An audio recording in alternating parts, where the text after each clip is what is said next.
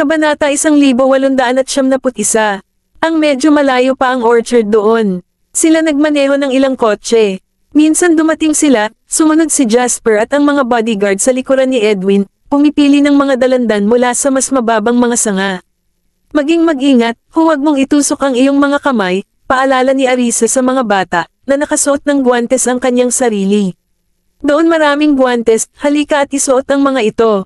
Inay, masyado nang malaki ang guwantes, hindi komportable para sa amin na magsuot nito, sabi ni Zachary sa siya, patuloy na tumulong. Mister, sa susunod na bibili ka ng mga guwantes para sa mga bata, hindi na natin magagawa laging wala sila. Arisa ngumiti si Edwin at tumango siya sa pagsang-ayon, nakuha mo na.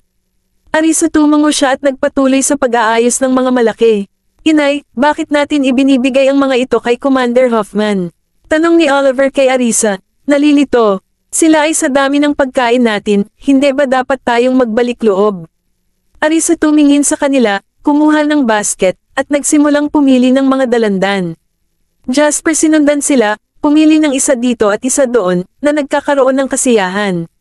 Sila nandito lang sila para magsaya at wala silang gaanong maitulong. Huwag, sige na nga, ikaw na ang bahala kay Mr. Whitley, gusto mo bang tapusin ang pagpili at bumalik ka ba sa lalong madaling panahon? Arisa, sabi nga nila, wala namang nag-aalala sa kanila, nag-aalaga ng prutas at naglalaro. Jasper. Inay, hindi kami tumatakbo, tumutulong din kami, sabi nila. Jessie kumuha ng orange at inilagay sa kanyang kahon. Arisa, nakita niya na medyo berde ito at ngumiti, dapat mong piliin ang mga hinog, hindi ang mga berde. Ngunit masarap din ba ang mga berde? Jessie kumuha siya ng isa mula sa puno, at siya mismo ang nag-aayos nito. Jessie, hayaan mo akong alisan ng balat ito para sa iyo.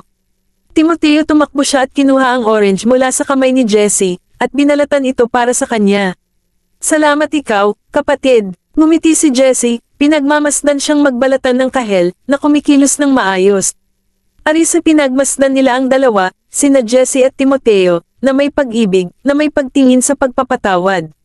Pagkatapos sa loob ng kalahating oras, napuno na ng lahat ang isang basket. Arisa, mga 8 o 9 na basket na tayo ngayon, gusto mo bang ipagpatuloy ang pagpili? Si Edwin dahan-daang tinapik si Arisa sa balikat at nagtanong. Kaya mabilis, tiningnan ni Arisa ang kanyang basket na halos puno. Tayo ay pumili ng sapat para sa 10 basket, pagkatapos ay makakapili tayo ng iba pang prutas. Okay, inutusan ni Edwin ang dalawa na ipagpatuloy ang pagpili ng mga dalandan habang dinadala niya ang iba-isa pang bahagi ng taniman upang pumili ng mga ubas. Manam, masarap. Mga larawan ni Jessie, ang mga kamay ay natatakpan ng juice.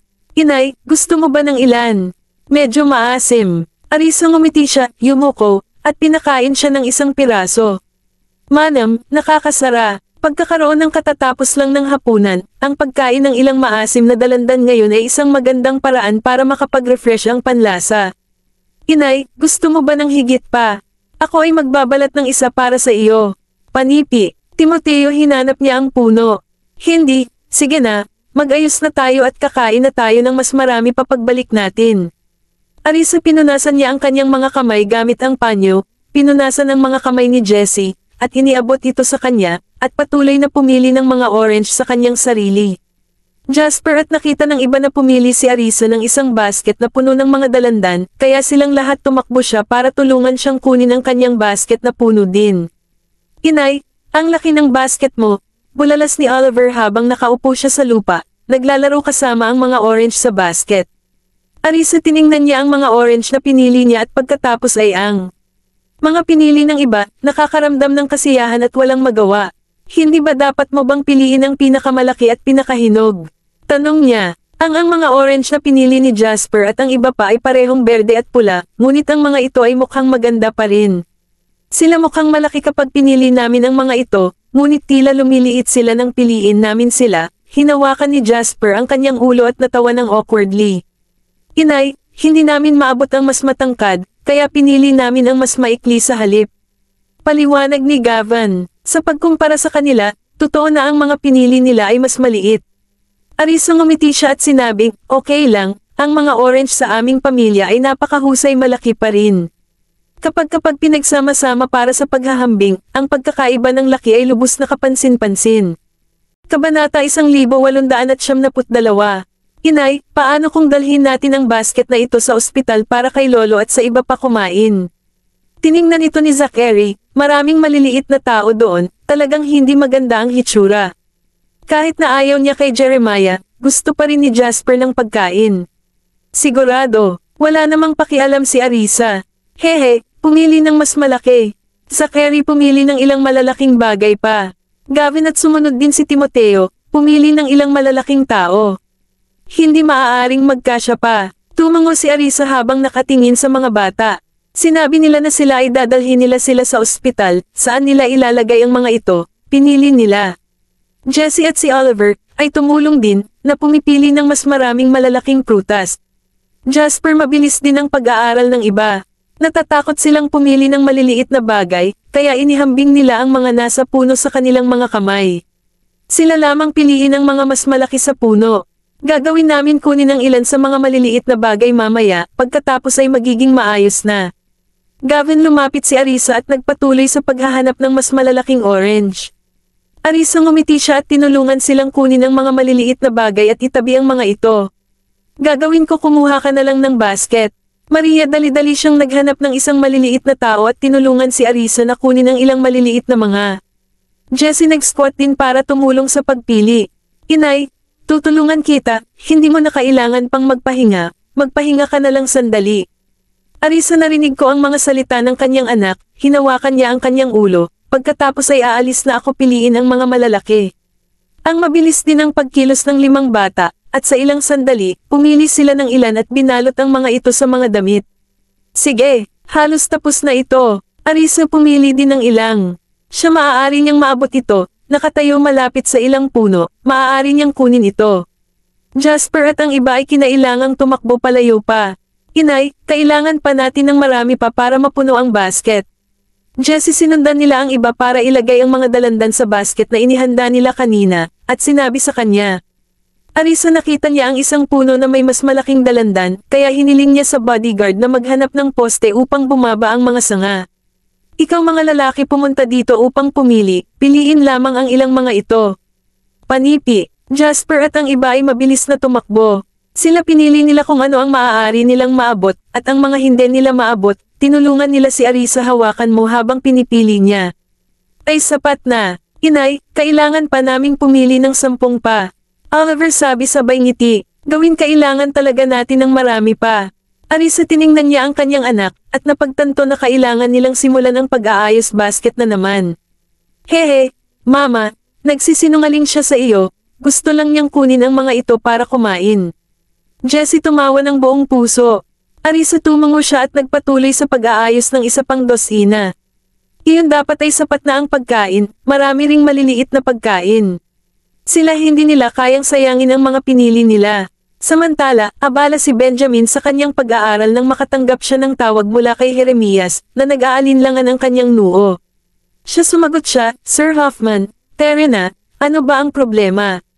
Mabuti, may nakumpirma ako sa aking dulo, hayaan mong sabihin ko sa iyo. Jeremias, sinabi ni Benjamin ang tungkol sa sitwasyon ni Justin, kaya mas madali ang kanilang pagsisiyasat. Benjamin, hindi siya nagulat dahil tila inaasahan. Ako, hindi ko akalain na magiging hanggal ang batang iyon, nakikipagtulungan sa sinuman para lang laban sa iyo. Jeremias, humingi siya ng paumanhin.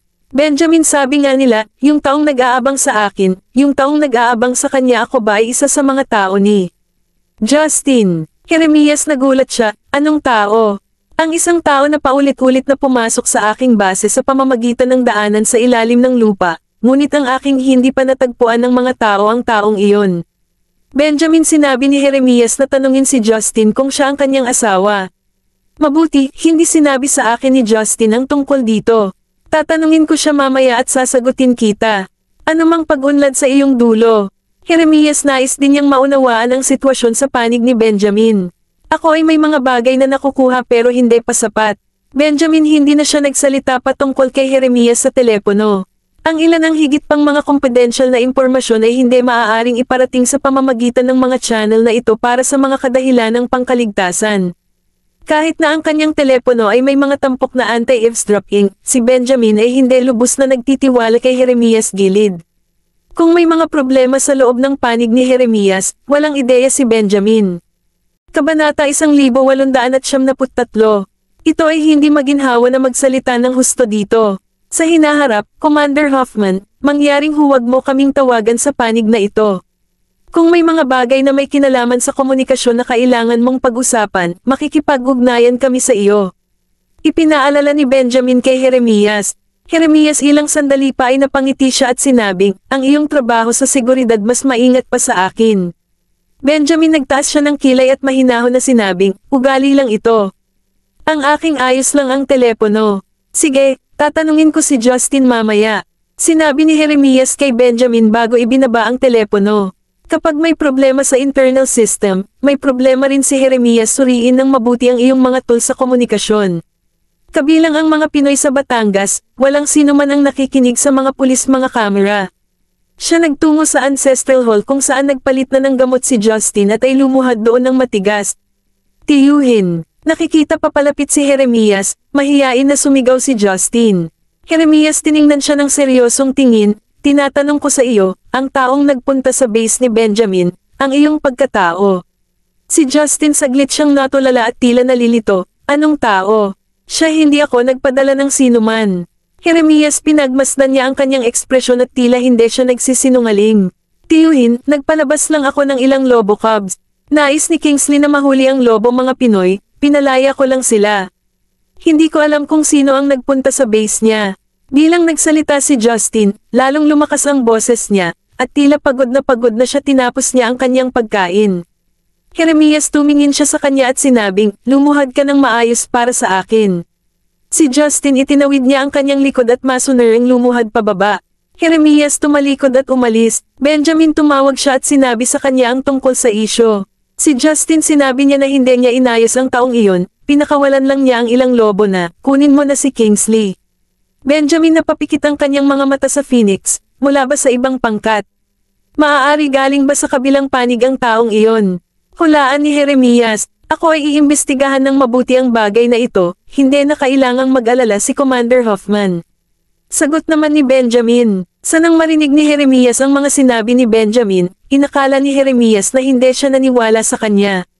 Maniwala ka sa sinabi ni Justin. Ako, sabi ni Justin, wala na siyang itinatago. Jeremias nagpatuloy. Benjamin medyo natulala siya, kung paano didisiplinahin ni Jeremias si Justin. Iyon ang kanyang sarili bagay sa pamilya. Commander Hoffman, hindi na kailangan pang ipaliwanag sa akin, mas kaunti ang pakikipag-ugnayan natin sa panahong ito oras, sabi ni Benjamin. Jeremias medyo naintindihan niya ang ugali ni Benjamin, at sa pag-iisip ni Arisa, naramdaman niya ang isang medyo nagagalit. Ay masyado bang mayabang ang taong ito? Pag-iisip sa kanilang relasyon, medyo nainis si Jeremias. Ay nagpapahinga ba si Arisa?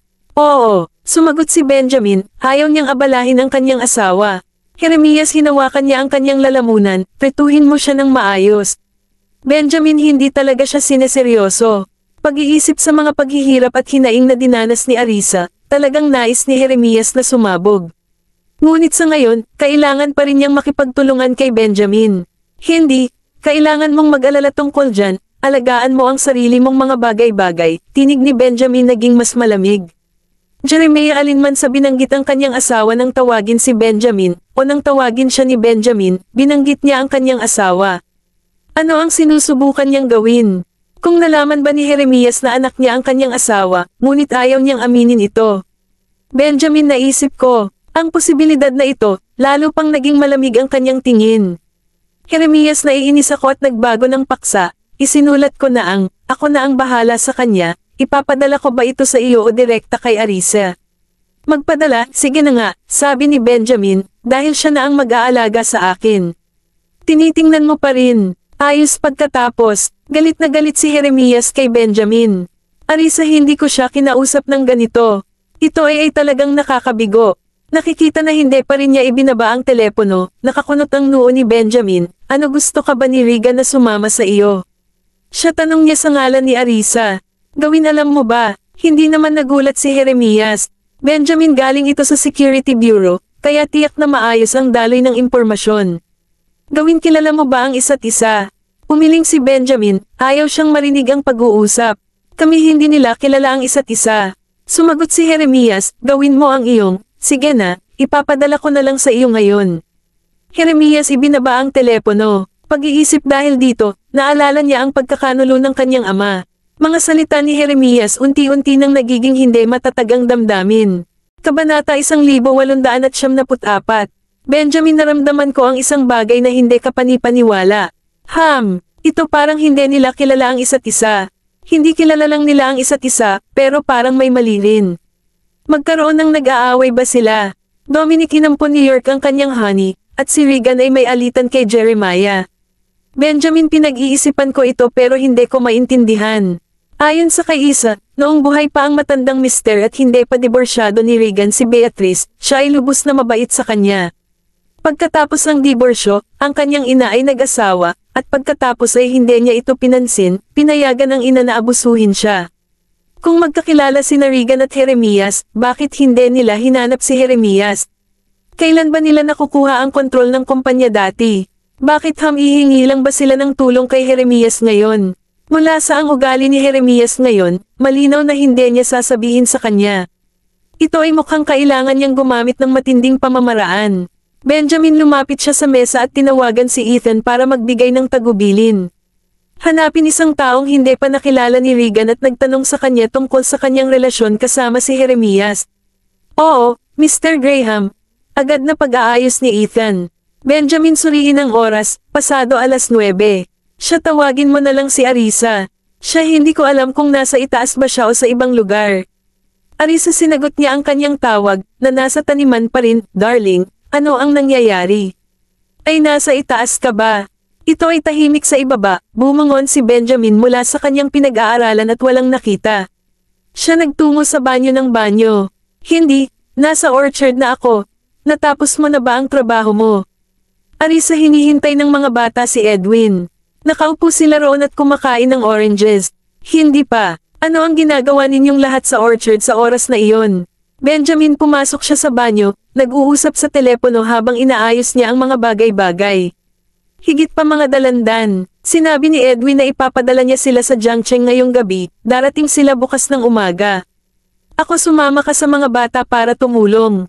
Bigla, narinig ni Arisa ang tunog ng umaagos na tubig. Ano ang ginagawa mo? Ako ay sa banyo. Benjamin, hindi nababagabag, itinaas ang zipper ng kanyang pantalon at naghugas ng kanyang mga kamay habang nasa telepono pa. Arisa, ninagurong ang bibig.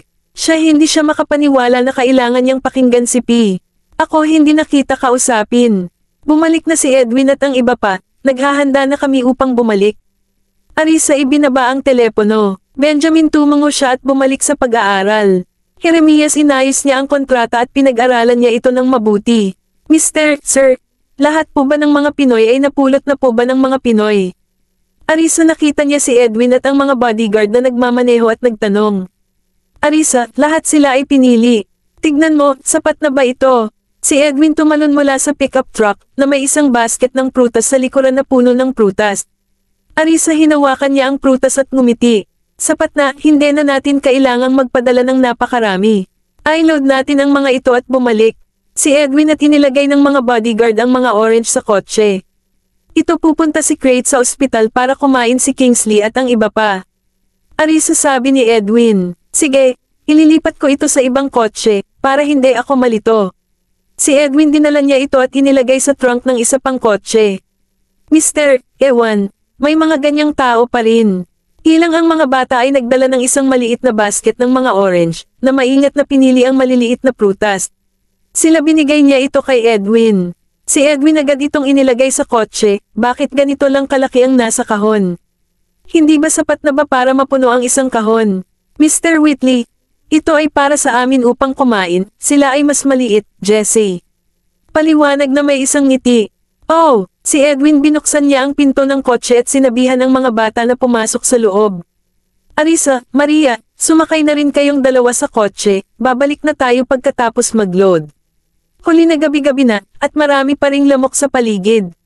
Sige, Arisa, napatingin sila sa lahat, at matapos ang dalawang biyahe pabalik-balik, natapos na ang lahat, ilipat ang mga basket. Si Edwin, bumalik ang mga bodyguard sa isang kotse.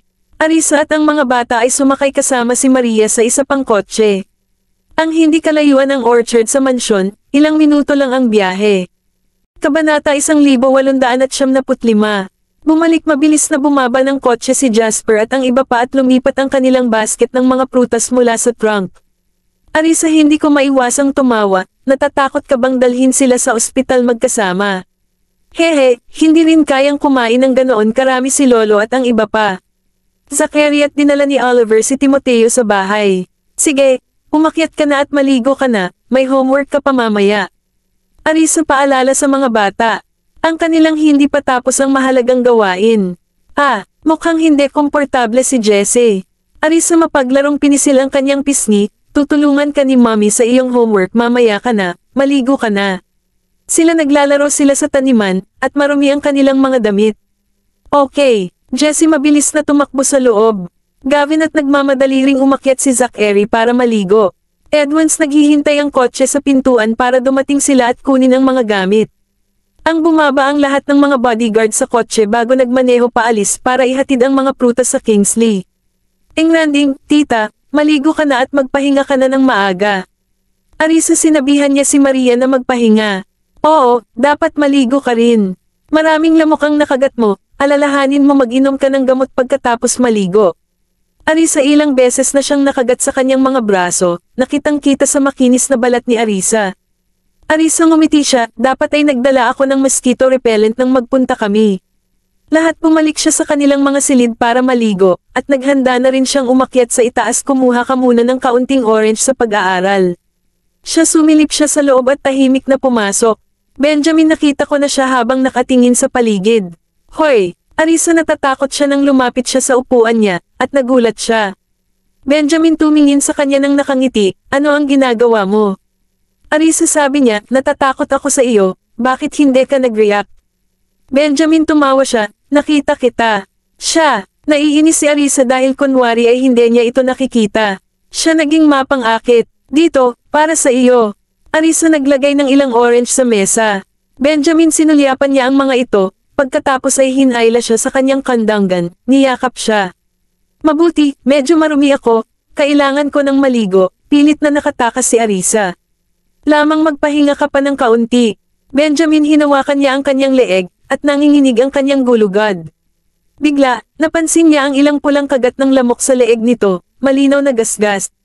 Ano nangyari ba dito? Benjamin, tiningnan niya ang kanyang katawan, at napansin din niya ang mga kagat sa kanyang mga braso at binti. Ay, pinapakain mo ba ang mga lamok?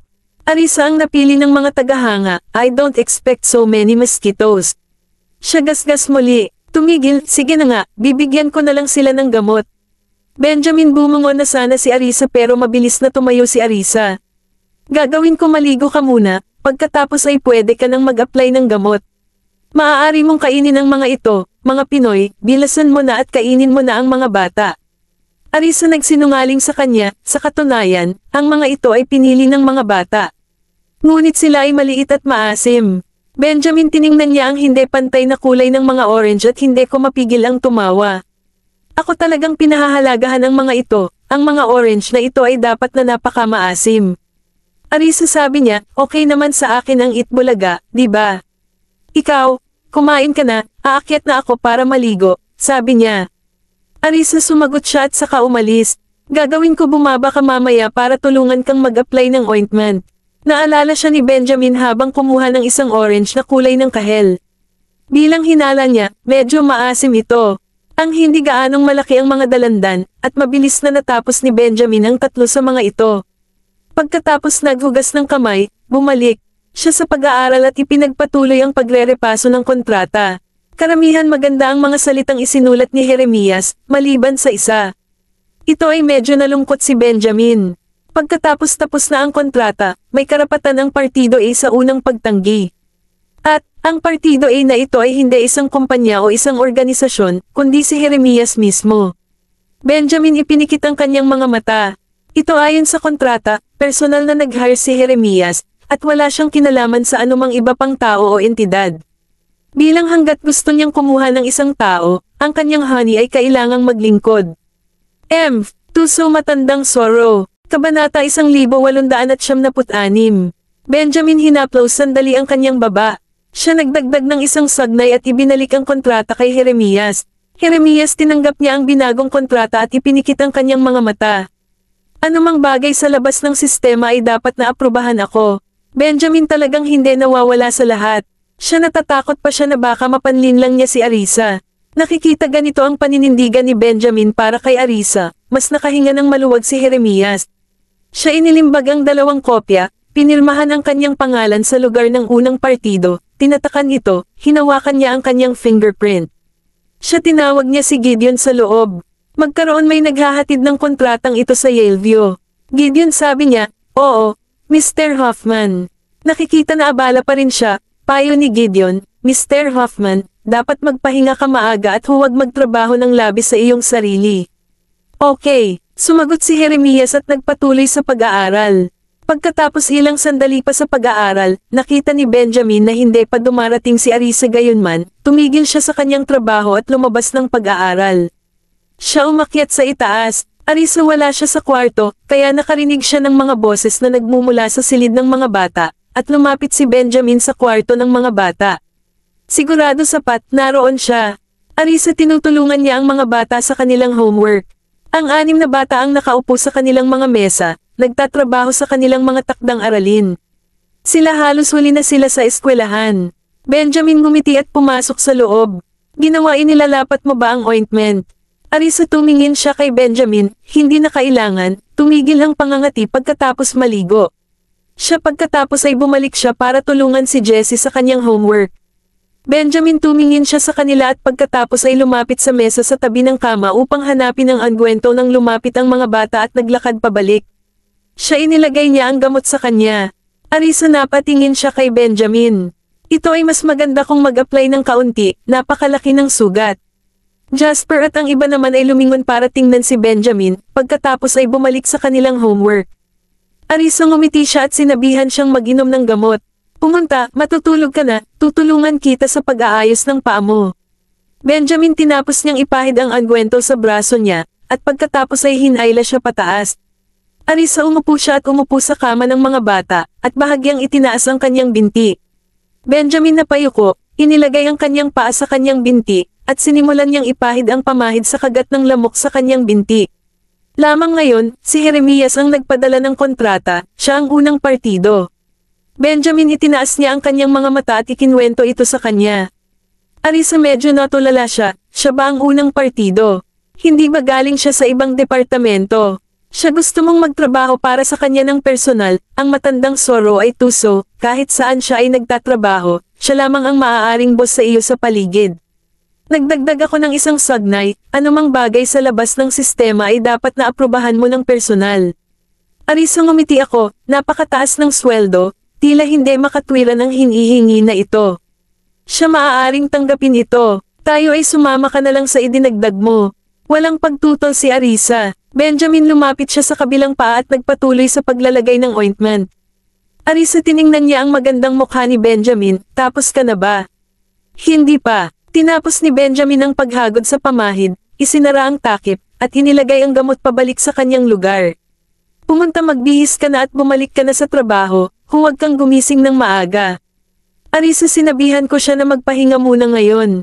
Pag-upo ang sobrang haba ay hindi mabuti para sa kanyang kalusugan. "Okay." Benjamin hinalikan niya ang kanyang noo bago tumalikod at iniwan ang kanyang noo bumalik sa master bedroom para maligo. Arisa ngumiti siya at inalis ang tingin niya sa pintuan habang nakatingin sa mga bata. Siya tumayo siya at naglakad para tingnan ang kalagayan ng mga bata.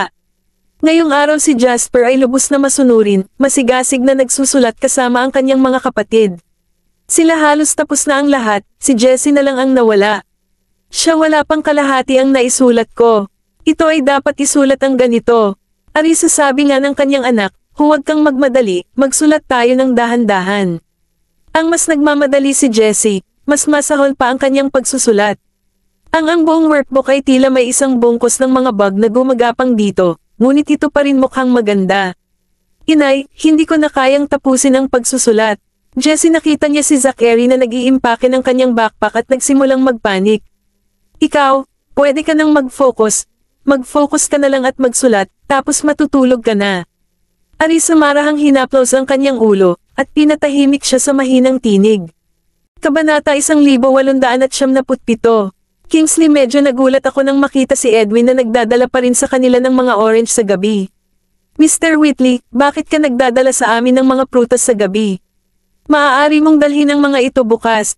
Kahit na sabi niya, masaya pa rin si Kingsley. Si Edwin ngumiti siya, kinuha lang namin sila, hiniling ni Arisa sa akin na dalhin sila, kaya narito. Oo nga pala, mag-enjoy ka na lang sa pag-aaral. Si Edwin inilagay niya ang mga orange sa mesa ng kape at napansin na si Kingsley lang ang sa loob ng kwarto. Nagtanong siya, wala ba si Mr. Bailey? Siya, bumalik ka na para maligo. Bumaba sa kama si Kingsley, kumuha ng isa at nagsimulang kumain. Huwag kumain ka ng sobra, pwede mong ibahagi sa mga medical staff sa ward. Si Edwin ngumiti siya at nagpaalala sa kanya bago umalis. Darius, may mga prutas din siya sa tabi niya, kaya hindi nagdala si Edwin. Kingsley, umupo siya roon at kumain ng ilang orange mula sa malaking kahon. Mga dalandan, mayaman ito sa bitamina C at mabuti para sa katawan, kaya hindi masama ang pagkain. Sa katunayan, nakakatulong ito sa paggaling. Huwag labis na kumain, ipinaalala ni Sean kay Kingsley. Kingsley, umupo siya sa sofa at sinabi ni Arisa na ibigay ang natitirang bahagi sa iba pang mga medikal na kawani sa ward. Panipi, Sean, tumingin siya sa kanya at nagtanong, kung gayon, bakit hindi mo hiniling sa 12 na ipamahagi sila? Kingsley, sabi niya, bilang Vice Director, hindi ba't mas mabuti na ipamahagi mo na lang ang mga ito sa lahat? Ito ay isang magandang kilos upang gantimpalaan ang mga kawani ng medikal at bigyan sila ng ilang mga benepisyo. Sean, napatingin siya sa kanya at kumuha ng ilang orange para kainin. Maasim at matamis, ang mga kinakain natin noon ay hinog na, bakit hindi pa sapat ang hinog na mga ito? Sean, nakita ko siya, halos puno na ang buong kahon. Ngunit sila ay medyo malaki. Ang inutusan ni Kingsley na kainin ang mga hinog na tao. 12. Kingsley, sigaw nito patungo sa pintuan. 12, binuksan niya ang pinto at pumasok sa loob. Ikaw, pumasok ang mga lalaki at kumuha ng ilang mga orange. Kingsley, tiningnan niya ang paligid, at tinawag ang ilang mga tao sa pintuan ay pumasok at kumuha ng orange. Kalaunan, dalhin mo na lang sa nurses station at hayaan mo na lang sila. Sean, direktang nagturo sa 12. Sak-sak. Bakit hindi mo na lang i-share yan, Vice Director? Mas mabuti kung kukunin mo ito. 12, huwag mo siyang pakinggan, kung hindi siya, sige na nga, kakain na lang tayo bukas. Kingsley, tumawid ang kanyang mahabang binti, nakangiti kay Sean. 12, tiningnan sila ng iba, medyo nakakatawa. Sige, kumain muna kayo, mamamahagi na lang ako. Sean, ipagpatuloy ang pagputol ng mga orange. Gupitin ilan pa para sabay na kumain ang lahat. Mister, hindi ka ba kumakain? Tiningnan ng dalawa si Kingsley. Ako ay puno. Ngumiti si Kingsley, nakasandal sa sofa habang pinagmamasdan silang kumain. Gawin, gusto mo bang mag-order ng hapunan? Sean, tumingin sa kanya, medyo hindi makapagsalita. Kong, sige na nga, panoorin mo ba akong kumain? Napangiti si Kingsley, hindi ba ako makakain kasama mo guys? Maaari akong kumain ng pansit, oatmeal porridge, o kung ano paman. Sean, hindi ko siya pinansin at nagpatuloy sa pagkain ng mga oranges. Nang halos matapos na kumain sila 12 at ang iba pa, si Sean kumuha pa ng kaunti bago ilabas ang kahon ng mga dalandan. Doon kalahating kahon pa ang natitira. Hayaan ang mga tauhan ng tungkulin ay natikman ng mga ito, kung hindi nila matapos, maaari nilang ibahagi ang mga ito sa ward. Sean, sabi niya sa nurse bago bumalik sa ward. Ang tuwang-tuwa ang mga nurse at sunod-sunod na lumapit sa kanila para kunin ang mga dalandan. Hindi inaasahan, may mga orange para. Gantimpalaan ng deputy director sa isang gabi. Tayo ay magdala ng ilan para kay Dr. Castro at sa iba pa. Doon napakaraming prutas dito, dalhin natin ang ilan at ilipat ito sa mga doktor, sa opisina, wala nang gaanong dapat dalhin. Magdala, tapos na ang kahon, kung hindi natin matatapos ang mga ito, magpapadala tayo ng ilan sa mga ward.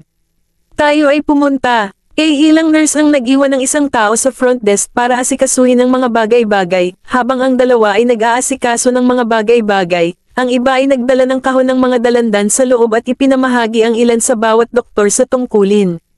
Ito galing sa Deputy Bailey, mag-enjoy. Dr. Carlo, may isa pa. Ang binigyan siya ng head nurse ng 2 dagdag na malaki. Kabanata 1878. Salamat ikaw. Tumango si Julia at ngumiti nang tanggapin niya ito. Doon marami pa rin, dalhin natin sila sa ward para ipaalam sa mga pamilya ng mga pasyente, tikman din ang mga ito. Pagkatapos sa pamamahagi sa mga doktor, ang head nurse ay nagdala ng isa pang batch sa ward upang ipamahagi sa lahat. Bakit naisip ba ni Deputy Bailey na bigyan kami ng mga dalandan ngayong gabi? Ako hindi ko alam, pero mukhang sariwa ang mga orange na ito, na para bang napulot lang sila. Baka may nagpadala sa kanila. Ito ay masarap kumain. Mukhang masarap ang mga ito. Susubukan ko muna. Ilang nag-uusap ang mga doktor habang sinimulan nilang kainin ang mga dalandan. Julia kumuha rin ng isa at binalatan ito. Ang balat ay manipis at madaling alisan ng balat. Ang napakarami ng katas, na may tamang dami ng tamis at maasim, na wala masarap.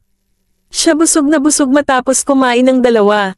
Pagkatapos naghugas siya ng kamay, bumalik siya sa opisina at nakita niyang naglalakad si Sean. Siya tumango sa kanya. Representante Bailey, Sean, napatingin siya sa kanya, kumain ka na ba ng orange? Oo, sagot naman ni Julia bago pumasok sa opisina. Sean tumingin siya sa kanya at pagkatapos ay bumalik sa ward ni Kingsley. Ikaw pumasok ka at lumabas, may nakikita ka ba? Kingsley napapikit siya habang pinagmamasdan ng taong naglalakad pabalik-balik. Sean napatingin siya sa kanya, maglalakad na lang ako. Sigurado, sigurado, natawa si Kingsley. Kung naglalakad siya, bakit bumaba siya bago bumaba muli? Sean, pumasok siya sa banyo para magpahinga muna bago lumabas. Ikaw dapat matulog na. Sean, patayin ng direkta ang ilaw. Siya lumapit siya sa sofa at humiga. Kingsley tumingin siya sa kanya at humarap sa sofa, hindi ka ba natutulog sa kama ngayong gabi? Ako ayaw ko. Ayaw nang magising si Sean kinabukasan at yakapin siya Kingsley muli. Kung may nakakita sa kanila, akala nila ay may relasyon sila ni Kingsley. At mahirap ipaliwanag. Kingsley sabi niya, oh, ang sarap talaga matulog ng mag-isa. Siya lumipat mula sa isang gilid ng kama patungo sa isa pa, pagkatapos ay bumalik muli.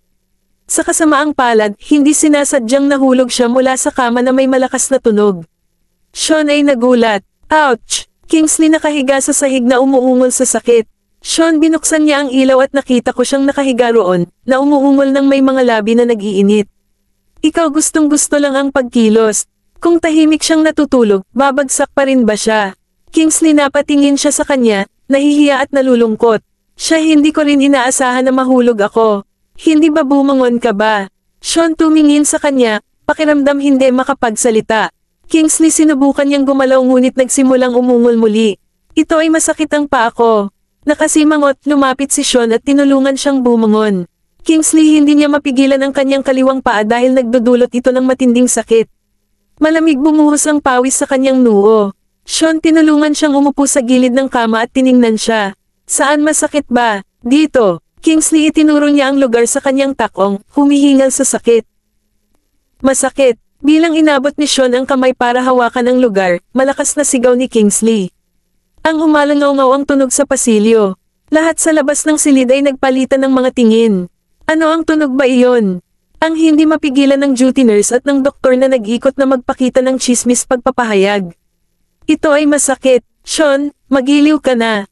Kingsley mukhang kaawa-awa. Maliit alam ba nila, ang tunog ay nagbunsod ng iba't ibang pag-iisip sa isipan ng lahat.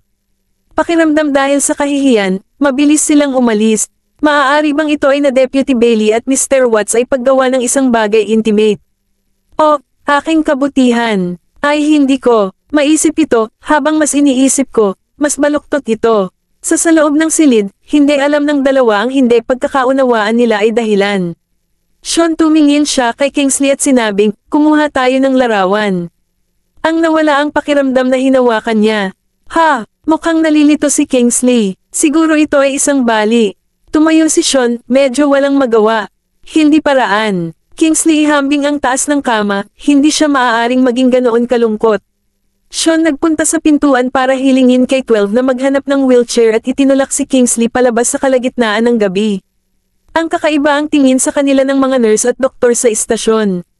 Ngunit nagkaroon sila ng pagpupulong ngayon, at muling pinaalalahanan sila ng department head na huwag sa chismis. Kung hindi, lahat ay magsisimulang magsalita tungkol dito. Kabanata 1879. Hindi may naglakas loob na pag-usapan ito, ngunit ang pakikipag-ugnay sa mata ay medyo matindi pa rin. Kingsley mukhang malungkot, itinulak pala yun ni Sean, na nagpalibot sa isipan ng mga tao. Representante si Bailey ay medyo mabangis.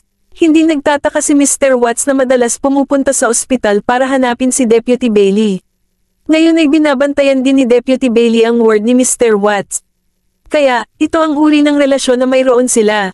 Sean, dinala niya si Kingsley sa emergency room para magpa-x-ray. Sigurado may bahagyang bali sa kanyang takong, na may ilang bitek. Kahit na hindi naman siya seryoso, kailangan pa rin niyang alagaan ito ng mabuti. Sean, inutusan siya pabalik sa ward at inutusan si Kingsley, huwag kang mag-alala. Kahit anong bigat sa paa na ito, humiga ka na lang at magpahinga. Ito ay tumatagal ng 100 araw upang gumaling mula sa isang pinsala sa buto. Kingsley, talagang nalulungkot ako, bakit ako napakaswerte kamakailan? Kung sasabihin ko sa isang tao, kasi nahulog ako sa kama at nabali ang buto, siguradong tatawanan ako.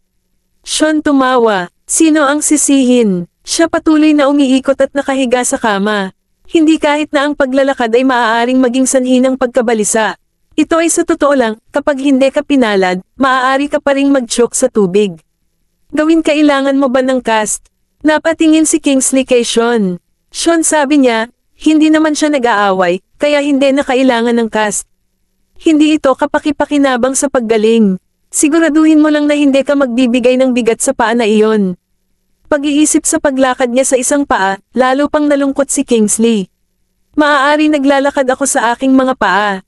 Hindi paraan. Sinabi sa kanya ni Sean ng matatag, ang paglalakad sa tiptoes ay magpapahirap sa sugat lugar at hadlangan ng pagbawi. Ito ay nakakagaling na, pero baka masira ito kung masyado kang gumagalaw. Pinakamainam kung tumahimik ka na lang, paalala ni Sean sa kanya. Ano dapat ko bang gawin iyon? Kailangan ko pa ring tulungan si boss sa trabaho. Kingsley nahulog sa wheelchair. Hindi wala lang siyang magagawa, pero naaapektuhan din ang sarili niyang buhay. Ano tungkol sa show earring? Kumusta naman ang paggamit ng banyo? Tanong ni Kingsley. Sean, tumawa siya, kumuha ka ng caregiver. Kingsley, ano ang maaari bang gawin ng isang tagapag-alaga para sa kanya? Paligan, tulungan mo ba siyang gumamit ng banyo? Hindi, ganito lang ako dahil sa'yo. Kailangan mong manatili sa tabi ko hanggang sa aking paa-heels, iginiit ni Kingsley. Sean, tiningnan niya ang kanyang matigas ang ulo, ang kanyang bibig ay nanginginig. Dinala siya pabalik sa kwarto ng ospital. Mr. Watts, Deputy Bailey. Julia, muli silang nagpaalam sa kanila at nagtungo sa opisina ng doktor. Doktor, mga Pinoy, magresete ng ilang dugo na nagpapagana ng dugo, nagpapababa ng pamamaga, at gamot na nagpapagaan ng sakit, pati na rin ang ilang mga pangkasalukuyan na ointment. Sabi ni Sean, itinulak si Kingsley sa loob. Julia, napapikit siya, naalala niya ang mga hindi malinaw na tunog na narinig niya sa labas ng corridor kanina, at ngayon ay hiniling sa kanya ni Sean na magreseta. Kahit na bagamat hindi pa ito naranasan ni Julia, hindi niya maiwasang magkaroon ng ilang mga kaisipang nagmumungkahi sa kanyang isipan. Ngunit dahil nagsalita na si Sean, agad niyang inireseta ang gamot. Kapag inihatid dito ng parmasya, dinala niya ito sa silid ng ospital. Representante Bailey, ang mga gamot na hiniling mo ay ang pinaka-epektibo. Mayroon bang anumang bagay kailangan mo pa? Iniabot sa kanya ni Julia ang mga bote. Ito ay maayos, salamat. Kinuha ni Sean ang mga bote at tiningnan ang mga ito. Ikaw ay maligayang pagdating. Napatingin sa kanila si Julia bago umalis. Sean, iniabot kay Kingsley ang isang unan para maiangat ang kanyang binti. Siya, binuksan niya ang agwento at ibinuhos ito ng direkta sa likod ng kanyang takong. Huwag mong subukang, tulog ka na, sabi ni Sean kay Kingsley, pagpapaalala sa kanya. Oh, mahinang sagot ni Kingsley. Sean, sabi niya, huwag kang mag-alala, magpahinga ka lang sandali. Ito ay mas madaling sabihin kaysa tapos na. Hindi makaupo si Kingsley, na nakatigil ng ilang araw ay mapapamahalaan. Ngunit ang pag-ipit sa loob ng 10 araw, 1 buwan, ay hindi makayanan. Lamang ang binti na ito ay hindi maaaring gumalaw, ang natitirang bahagi ng iyong katawan ay maaaring gumalaw. Hindi makatiis si Sean na makita siya tulad nito. Kingsley, napatingin siya sa kanya, ang pag-spray lamang ng agwento na ito ay gagawin. Kingsley, may mga pag-aalinlangan. Ang katawan ng tao ay may kakayahang magpagaling sa sarili, unti-unti itong gumagaling ng mag-isa. Inalis ni Sean ang gamot. Kingsley, ito ay tulad ng mabuhay o mamatay ng mag-isa. Gagawin ko, maghanap ka ng ilang halamang gamot para sa pagpapagaling ng buto na ilalapat sa iyo mamaya. Sean, sinabi niya sa kanya, naghugas ng kamay at lumabas. Kung kailangan mo ng kahit ano, tumawag ka ng 12 at papasok sila para tulungan ka. Kabanata 1,900. Pumunta, sige na, kung hindi ako mag-aalaga sa iyo, araw-araw akong magtitiwala sa iyo. Kingsley sigaw nito patungo sa pintuan. Sean isinara ang pinto at hinarang ang mga sigaw mula sa loob. Siya sabi ni 12 at ng iba pa bago bumalik sa kanyang opisina. Siya tiningnan din ang old Mr. Bailey. Parehong tulog na sina Darius at William, kaya tahimik na lumabas si Sean at bumalik sa kanyang office upang maghanda ng ilang mga herbal foot compresses para sa Kingsley. Pagkatapos kinuha ang mga halamang gamot mula sa parmasya, hilhingan ang mga ito sa pulbos, siya ay bumalik sa ang ward ni Kingsley. Sulyap sa opisina ng mga doktor, tila may ilang doktor sa loob, nag-uusap tungkol sa isang bagay. Sean inalis niya ang titi niya at pumasok sa loob ng kwarto. Kingsley naglalaro ng isang laro. Nakikita bumalik siya, sumilip si Kingsley. Ikaw ay, huwag kang mag-alala, magpahinga ka na lang araw-araw. Sean hinalikan niya si Kingsley at sinimulan na niyang ihanda ang gamot. Napuno ng hangin ang malakas na amoy ng habo. Kingsley sabi niya, mabilis ka bang uminom ng gamot? Sean sabi niya, lagi na lang sa ospital ang mga halamang gamot na ito, hindi sila nakapasok maikling supply. Orthopedics lagi na lang akong nag-aalaga ng mga herbal na ganito. Doon marami pang pasyente na may basag na buto sa ospital bukod sa kanya. Kingsley nakangiti. Sean sabay halong halamang damo ang mga halamang gamot, kailangan mo bang gumamit ng banyo? Kasinungalingan bumaba ka, ilalagay ko ang compress para sa iyo. Kingsley sabi niya, sige, pupunta na lang ako sa banyo. Hindi sinasadya sa pag-aaklas niyan, nasaktan ito ng husto kaya nabaluktot ang kanyang mukha. Sean tumingin siya sa kanya. Tingnan mo, sinasaktan mo ang iyong sarili ng hindi sinasadya, di ba? Kingsley nagtiis ng ilang sandali bago tumigil. Ako ay nag-iingat na. Sean tumayo siya sa gilid kung saan siya nasaktan, at tinulungan siyang magsuot ng kanyang sapatos. Ikaw hindi mo na kailangang magsuot ng paa na ito kahit papaano. Pagkatapos sa totoo lang, hindi niya kayang bigatin ito. Kingsley tumingin siya sa kanya, hawakan mo ako ng mas ligtas. Tayo ay pumunta. Hindi makapagsalita si Sean, at sinisikap niyang suportahan siya ng kaunti. Kingsley lumapit sila sa kanya, at tumalon sa isang paa habang naglalakad sila. Paano ginagawa ba ito ng mga taong iyon, na naglalakad na may saklay? Ang paglalakad na ganito talaga mahirap. Huwag magsalita ka ng walang kabuluhan, tingnan mo kung saan ka pupunta. Napabuntong hininga si Sean, mas mapag-uusap kaysa sa sinuman. Hindi minsan ay hindi siya matiis ni Benjamin. Sean tinulungan ko siyang maglakad papunta sa banyo. Kingsley nakatayo sa harap ng banyo, malapit ng umihi. Biglang tiningnan niya si Sean, lumabas ka na. Sean nagurong ang bibig, talagang nakakaabala ang lalaking ito. Maaari bang isang doktor na tulad niya talaga ang sumisilip sa kanya? Maaari na ninindigan ka ba ng mag-isa? Nakikita habang naghihintay siya, inilipat ni Sean ang isang upuan para mahawakan niya ito ng kaunti. Tumayo sandali pa, hawakan ang handrail sa dingding. Kingsley hinawakan niya ito at tumakbo ng ilang hakbang, na nakahawak sa handrail sa dingding, mas maganda ang pakiramdam. Sige, maaari ka nang lumabas ngayon. Sean lumakad palabas, tumalikod sa kanya. Tanging pagkatapos ay umihi si Kingsley. Siya hinawakan niya ang kanyang pantalon gamit ang isang kamay, medyo hindi pa rin komportable na iangat ang mga ito. Siya hinawakan niya ang kanyang kamay, nakatayo sa isang paa, sinusubukang gamitin ang dalawang kamay upang iangat ang kanyang kamay sa kasamaang palad, nahulog siya sa isang tabi. Malakas na pagsabog. Sean mabilis na bumaling para tingnan kung ano ang nangyayari. Siya nakita ko siyang pilit na sinusubukang itaas ang kanyang pantalon. Mukha na puno ng itim na linya.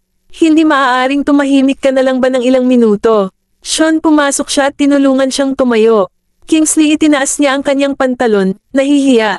Ako sinuot ko ang pantalon ko at hindi ako nakatayo ng matatag. Ikaw hindi ka ba pwedeng umupo sa isang upuan at itaas ang isang kamay? Sean hinalikan niya ito, nakita niya ang kanyang nahihiya na mukha, at ayaw na niyang magsalita pa. Kingsley hinawakan niya ang kanyang mga labi, sa palagay mo ba ay nasisiyahan ako sa pakikipaglaban? Sean tumawa siya at tinulungan siyang lumabas. Ako hindi pa ako naghuhugas ng kamay. Kingsley paalala sa kanya. Sean napatingin siya sa kanya at tinulungan siyang umakyat sa lababo. Siya inilipat ang upuan gamit ang kanyang takong, hinayaan siyang umupo at magpahinga. Hindi, kailangan mong magsalita, bakit magpanggap na malakas? Sean tumayo siya sa tabi at sinabi sa kanya,